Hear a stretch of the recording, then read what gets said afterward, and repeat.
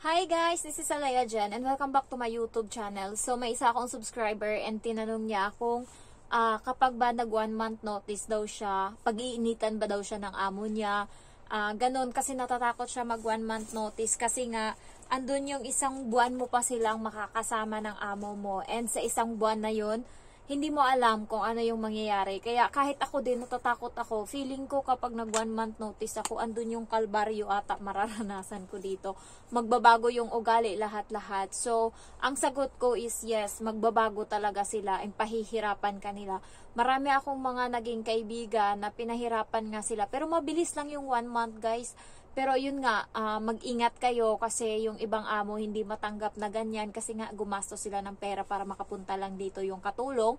Tapos magwa 1 month notice ka. Andun yung yung amo ko is nakasimangot na to. Nagbago siya ng ugali nung tapos siniraan niya yung dating katulong dito sa akin. Nasabi niya, maaga pa lang daw nagluluto na yun ng pagkain yung katulong. So, kinausap daw kasi sila ng katulong na hindi daw sanay na anong oras na kumakain. So, alas 11 ng umaga, kumakain na siya ng tanghalian and alas 6 ng hapon, kumakain na yan ng hapunan yung katulong. Hindi ko lang alam kung totoo. Pero dito guys, walang pagkain. Alam mo yung ako bumibili ng pagkain ko, mabigyan ako kung minsan naman, pag may pagkain sila, kaya swerte ko kapag meron silang pagkain sa resto na maanghang ba, kasi nga hindi sila kumakain ng ganun kaanghang. So, tinitake out nila yun, binibigay nila sa akin, kaya meron ako minsang pagkain, pero minsan lang yun. Sasabihin natin sa 6 na buwan, isang beses lang yun mangyari. So, yun nga, nagbabago sila. Yung tawag neto, yung yung Indo nga is hindi ko mapigilan kasi nga iniipit ako ng amo ko na ikumbinse yun. Sabi ko hindi talaga yun makumbinse. Sinabi ko yung totoo sa amo ko, pero yung na yun, yung issue na yun is sinabi ko yung totoo. Sabi ko, wag mong sabihin sa matanda, wag nilang i-confront yung katulong kasi nga sasabihin ko yung totoo. Sabi ko, kasi nga inaaway nila yun, pinag-iinitan nila, hindi na nila pinapansin yung Indo, tapos nakasimangot sila, pinahirapan nila kasi nga hindi nga magre-renew, so mainit yung ulo nila. Sinigawan nga ng amo na matanda nung nakaraan, sinigawan niya as in, kaya medyo na-stress yung katulong. So naawa ako, tapos parang hindi na siya mahalaga ba kapag hindi ka na nila napapakinabangan dito, hindi ka na mahalaga sa kanila. Kaya ang ginawa ko, sinabi ko sa amo ko na kaya siya hindi magre-renew kasi yung nobyo niya doon sa kanila is gusto na kung mamananatili dito yung yung Indo, kailangan hanapan din niya ng trabaho yung nobyo niya kasi kung hindi pauuwiin siya. Sabi kong ganun, walang alam ma'am na trabaho yon, pagapas lang ng palay, tsaka hindi nga marunong mag-English. Kami nga, yung mga Pinoy nga na may mga skills, driver nga yung dito ending dito sa Hong Kong, driver nga ginagawa nila. Sabi kong ganun. So parang sinabi ng amo kong babae, so tama lang pala na uuwi siya kasi nga sinabi ko na nandun yung bata sa sa lalaki, wala sa kapatid kasi sabi ng Indo na nasa kapatid daw niya na lalaki yung anak niya, yun daw yung nag-aalaga. Sinabi ko yung totoo. Sinabi ko wala doon sa kapatid yung bata, nandun sa boyfriend. Kaya kung anong mangyari, yung anak niya yung kawawa kung hindi niya sinunod yung lalaki na umuwi. Kasi nga, kung hindi siya mahanapan ng trabaho dito at hindi naman talaga makakahanap. Sabi kong ganun, hindi nga marunong tong Indo na to mag-English malala, yun pa kayang lalaki. So sabi ko, wala talaga siyang choice ma'am. Sabi ko, naiipit siya, gustuhin niya mag-renew, hindi niya magagawa kasi nga hawak ng boyfriend niya yung anak niya. So sabi ng amo ko, tama lang pala na umuwi siya, pero naawa sila. So sinabi ng amo kong babae doon sa matanda, wala nang ibang tinanong yung matanda sa Indo. Sinabi niya na lang, do you have a boyfriend? Tapos sabi ng Indo, hindi na siya nagsinungaling. Sabi niya, opo.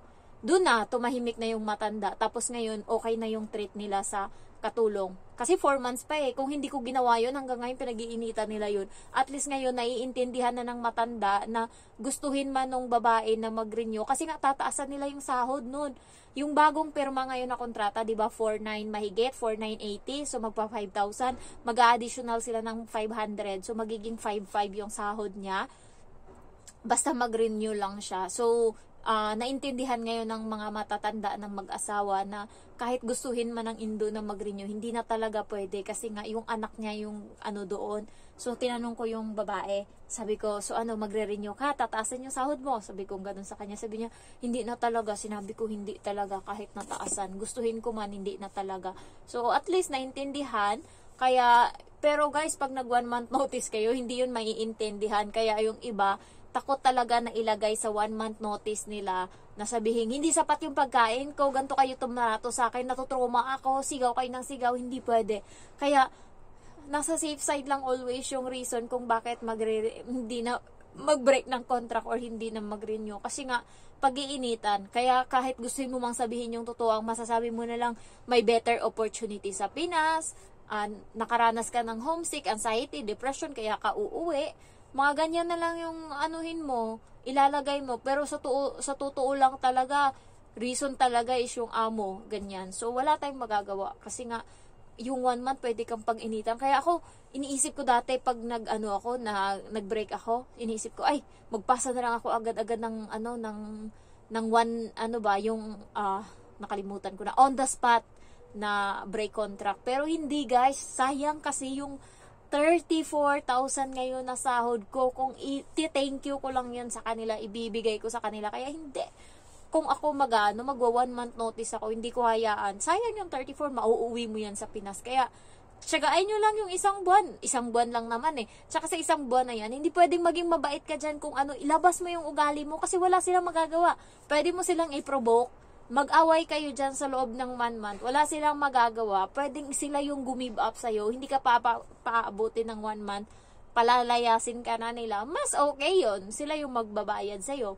So, sa 1 month na yun, huwag kayong kabahan, huwag kayong matakot, kasi nga, patigasan na lang yan dyan, nandyan na yung kahit magpasaway ka, wala kang pakialam, kasi, full force mo na yan, kaya ako siguro pag 1 month ako, bahala magalit ka dyan or anong gagawin mo. Patigasan tayo dito. Isang buwan lang din naman. Tapos, yun nga, ingat kayo kapag nag 1 month notice kayo, yung mga gamit nyo, i-secure nyo talaga, baka lagyan ng kung ano-ano dyan. Tsaka, taniman ng kung mga diamond or mga gold dyan. So, huwag nyo hawakan. Pagka nakita nyo meron sa damit mo, na mga nakahalo na ganyan, huwag nyo hawakan. Tapos, yan, tawag kayo ng pulis kung ano may mangyari. Kaya guys, ingat-ingat kayo, and grabe may mga saltik yung imang amo dito, kaya ingat na lang talaga, mapagbintangan kayong magnanakaw, ganyan. So, sa akin lang, mahirap talaga yung 1 month, pero 1 month notice. Pero kasi kung hindi mo na talaga kaya, yung iba is hindi kaya yung trabaho, yung iba yung stress ba sa amo, yung pressure. Kasi, yung trabaho nandyan lang yan, pero yung ngangaragin ka, tawag nun, yung ipipressure ka, minsan yung iba, hindi nakaka-handle nun, lalo kapag pinipressure sila, the more na natataranta sila. Ako nga, sigawan lang ako, parang, nagiging na yung utak ko, hindi ko na magawa, mali-mali na ako kapag ganyan, pero pag hayaan mo lang ako, ang bilis ko magdesisyon yan. Kaya sinasabi ko talaga sa bata, wag mo akong sigawan, sinasabi ko yan parati sa kanya, naiinis ako pag sinisigawan ako. Ayan, so, ayun lang, sana kapag nag 1 month notice kayo, isipin nyo rin na ang hirap ng buhay sa Pinas, totoo lang. Tsaka kung gusto nyo mag-apply uli, panibago na naman. Tsaka guys, kapag dito kayo sa Hong Kong, tas mag 1 month notice kayo, and gusto nyo pa magtrabaho dito sa Hong Kong, ang gawin nyo, mag-apply kayo, sa 1 month na yun na nag-notice kayo, mag-apply kayo sa ibang agency para makakuha kayo ng amo. Kasi, bago kayo umuwi, magka-amo muna kayo. Kasi pag sa Pinas pa, mahirap na. Yun nga, nasabi ko sa inyo, di ba dati, yung kapatid ng amo ko may katulong, na nag-bar, late na, hindi nga umuwi eh. Day off niya Sabado, Linggo, hindi siya, Sabado ng gabi, hindi siya umuwi. Umuwi siya Linggo na kinabukasan alas 10. So, nag-break siya ng contract, and ngayon, nasa Pinas siya. Umalis siya dito nang wala siyang amo, hindi siya nag-apply, ganyan. Muntik na nga siya mag-overstay, kaya, ang nangyari is nasa Pinas siya ngayon, apply siya ng apply at hindi siya nakakakuha ng amo. Parang hindi ko alam, minalas-malas siya ngayon. Kaya puro siya post ngayon ng stress sa Facebook na parang nadidepress siya, ganyan-ganyan. Kaya kayo kapag desisyon nyo na talaga na for good na, hindi na babalik dito sa Hong Kong, yun, final na talaga. Pero wag yung babalik pa kayo tapos hindi kayo nag-apply dito, mahirap sa Pinas makakuha ng amo. Ayan. So, yun nga, sabi ko nga dati, is patyagaan lang talaga. So, ngayon, eto na tayo. O, di ba? Nag-ano na siya, guys. Tawag nito, nag-deactivate siya ng account. Di ko na siya ma-search sa Facebook. Stress kasi siya. Nakaraan pa siya apply ng apply. Bumalik siya dun sa agency namin. Kasi isa lang kami ng agency nun eh. So, bumalik siya dun.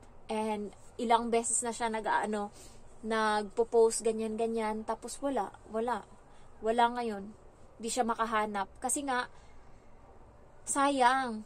Nakaano din naman siya, 2 years and a half dito sa amo niya. Ang problema, umalis. Kasi nga, sa boyfriend, nagkaroon siya ng naghiwalay sila ng boyfriend niya. So, parang Pinoy kasi yung boyfriend. May asawa sa Pinas. So, naghiwalay sila. Parang hinahamon niya ngayon yung lalaki na, gusto mo ganito para hindi na tayo magkita. Mag-break contract na lang ako. Tapos, ayun, nangyari. Tapos, nagsisi na siya. Wala na siyang nagagawa. So, sayang. Kasi yung trabaho niya, parang trabaho ko lang din. Hindi ganun kahigpit. Hindi ganun kahirap. Ang problema lang sa kanya is kapag day off niya, antay niya pag dumating yung bata kasi nasa labas kumain, antay niyang dumating, tapos papaliguan niya pa, ganyan pa, patulugin niya pa yung bata. Ako wala nang ganyan, sino matutulog dyan, bahala kayo dyan, paliguin niyo yung anak niyo. So walang ganyan, basta pag day off ko, nakapasok na ako sa kwarto, wag niyo akong pakialaman.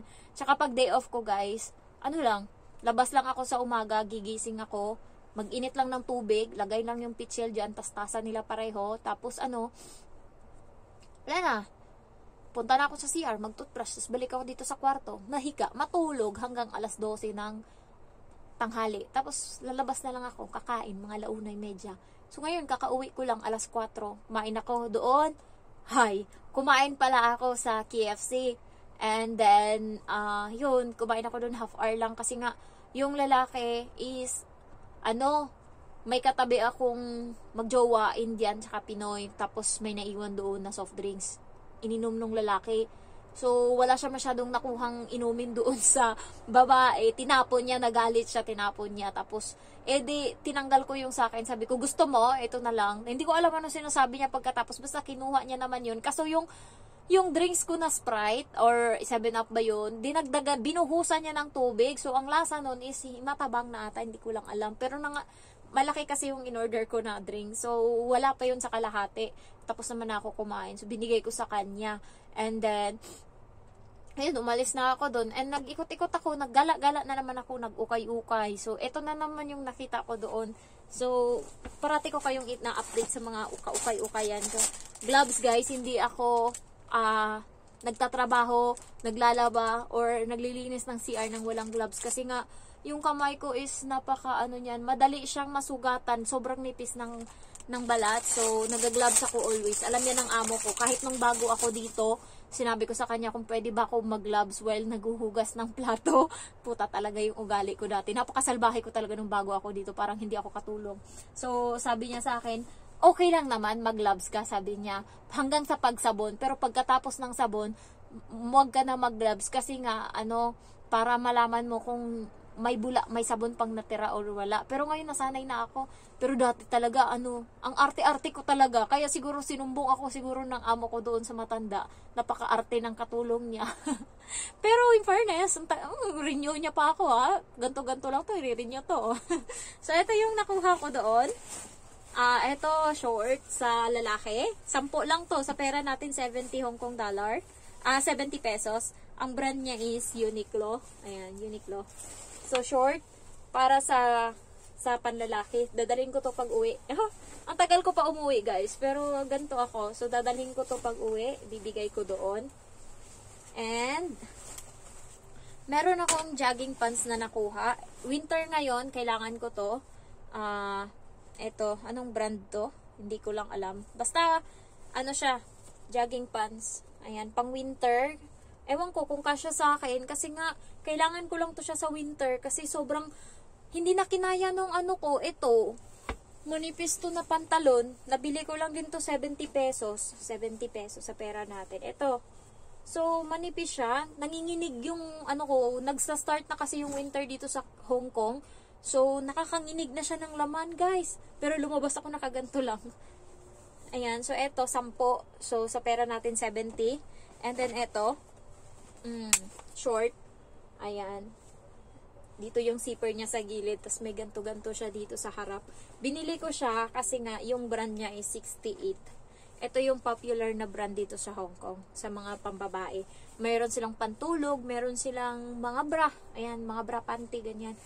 Doon ko binibili yung panty ko, pero hindi sa ukay. Doon ko binibili sa mismong shop ng 68. So, yung panty ko, yung bra ko, iba kong damit. Kaya, napapabili na din ako kasi nakita ko, ay, 68. Tapos, eto guys, is short din. Malupit. Puro short yung binili ko para panlalaki, para sa ano ko, para sa mga kuya ko doon sa probinsya. Yung brand niya is H&M. Ayan, 10 din. So, sa pera natin, 70 pesos. So, ayan, yung nabili ko ngayon, and wala na akong pera. So, may isa pang linggo para, para mag day off. So, buti na lang kamo, may sahod ako sa YouTube. Doon ko na lang, bumibili ako, ini-swipe ko lang yung card ko. Bumibili ako sa KFC, hindi yung gamit ko, hindi pera, kundi yung card ko. Ganun din sa mga park and shop kapag may bibili na akong gulay, ganyan. Sa park and shop ako bumibili kasi doon nakakabayad ng card. Ayan. So yung pera ko para talaga sa pang-ukay-ukay ko yan. Sa ngayong buwan, ang dami ko ng ukay-ukay, as in. Kaya parang yun kasi yung pangtanggal ko ng board. Pagkatas ko kumain, wala naman akong gagawin, ng halangan, babalik na lang ako kagad dito sa bahay. So ukay-ukay muna ako, ikot-ikot, ayan, halungkat-halungkat. So parang napapatay yung oras ko doon. Maabot ako ng 2 oras. Tapos uwi na ako pagkatapos. Satisfied na ako niyan. So, ayan lang guys. Thank you for watching and I love you all. Bye-bye.